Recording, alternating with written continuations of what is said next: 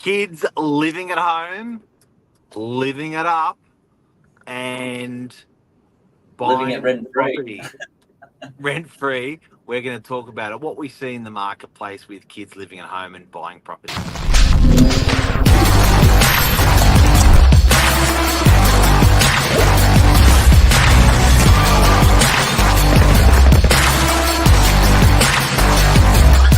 I'm the ringleader, so listen up.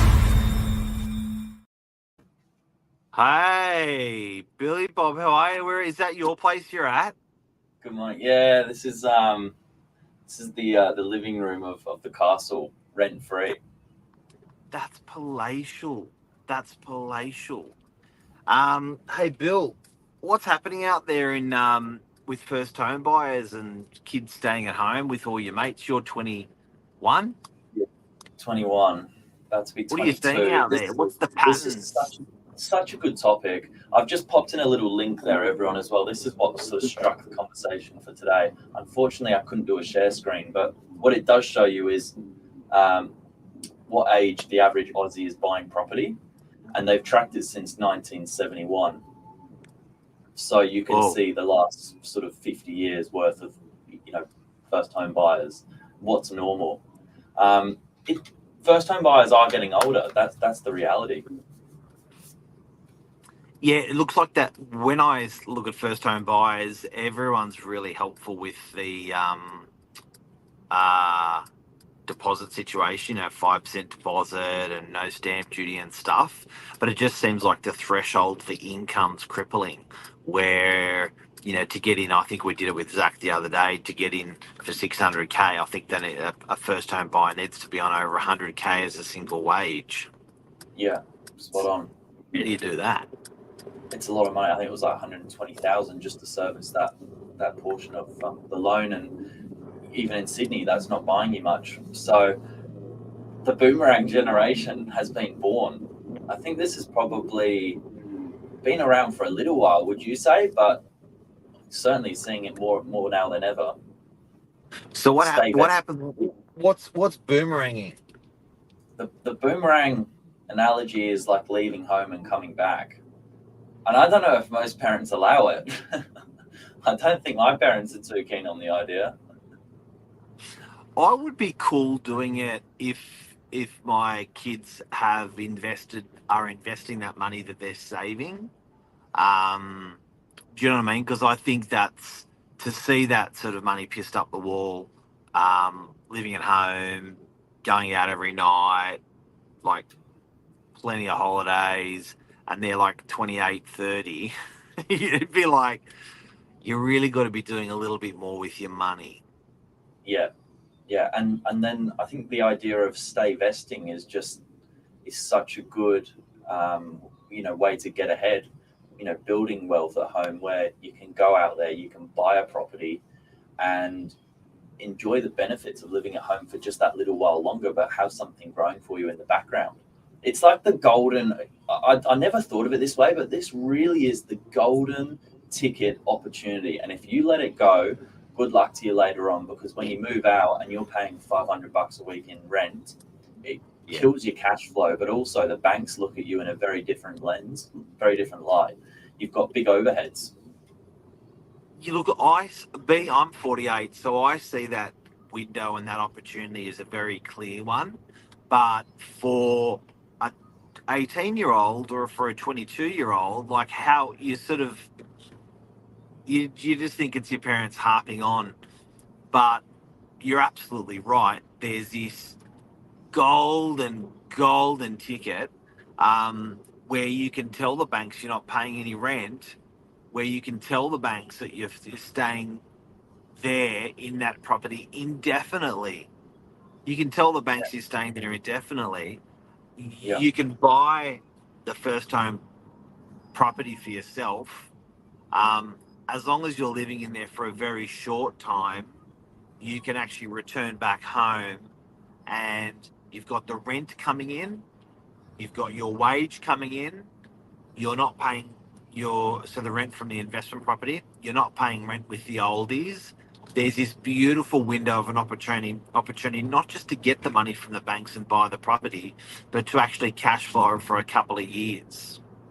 Yes, spot on. You've almost hit the jackpot with the trifecta. You've got the cash flow coming in, you've got the growth whilst you're at home, and then you've taken advantage of all the government grants. You've soaked all the help up, and I think the help is needed. You know, it's a tough market to get into. It's certainly not done without a helping hand, but the helping hand doesn't have to be from mum and dad giving you the money.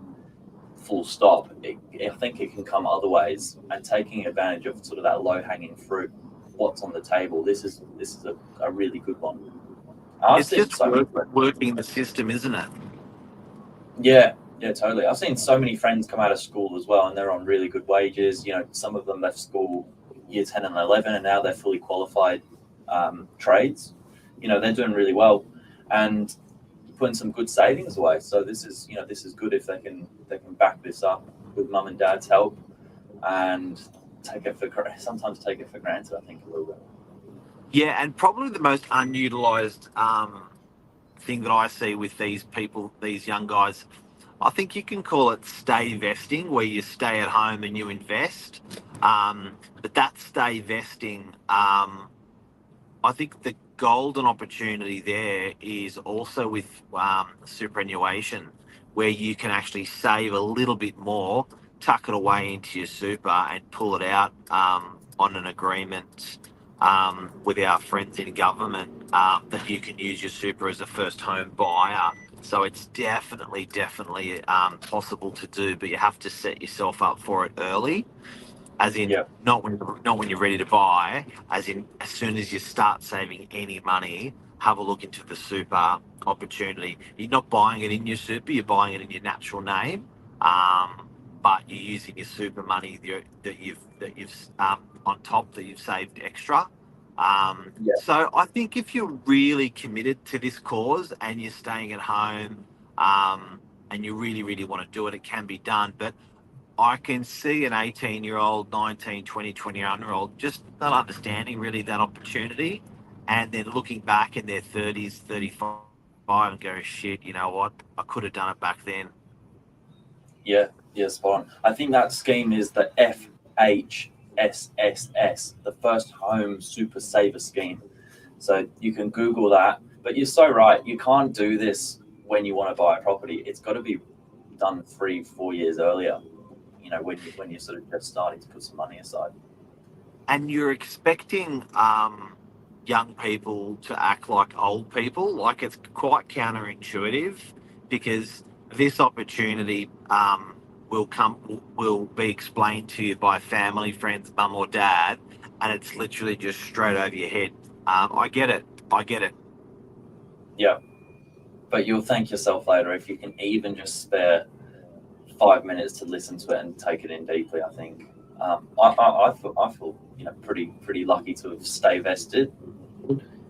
Yeah, and I don't think you actually go without.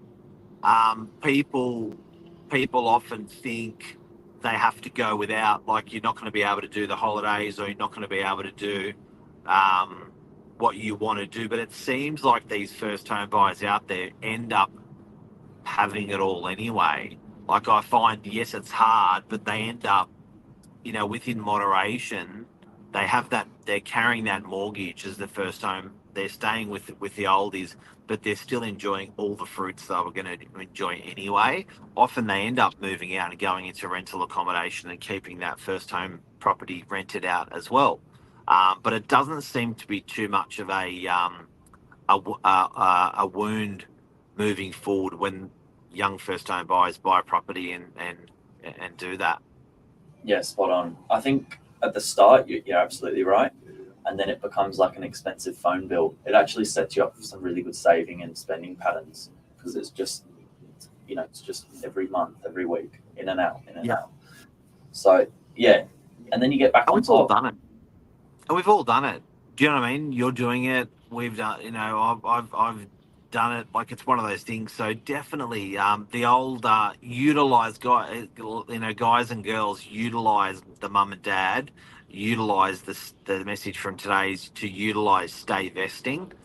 utilize those grants and start early. So it doesn't necessarily mean you got to buy something today, but you got to start farming and planting those seeds years and years before you do it. So you need tips and tricks like this. And I'm sure mum and dad will be very grateful to see that it's going towards some good work. You know, their hard work is being passed on.